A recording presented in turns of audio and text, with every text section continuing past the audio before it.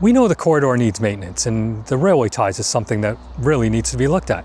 And I thought, well, how does that work with railway ties and constructing them? Well, there's a company in the US that has the information. And according to them, one mature tree will give you only 3 to 4 railway ties. And I thought, well, that can't be right.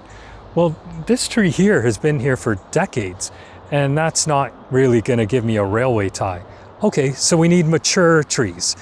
And we need one mature tree to give me 3 to 4 railway ties. The company says for a mile of track, you need 1,300 mature trees. Okay, that's a mile. We work in kilometers in Canada.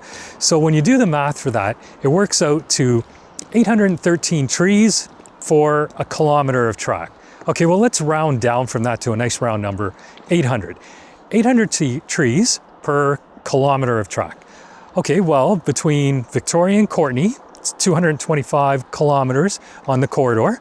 And then we've got the Port Alberni Spur, which is 69 kilometers. You do the math, you end up with 289 kilometers. Okay, well, let's kind of eliminate the Port Alberni Spur because that has its own issues. So now we'll just go Victoria to Courtenay. And we know that some of the tracks have been lifted and some of the railway ties might be salvageable. So let's use 200 kilometers. 200 kilometers, 800 trees per kilometer.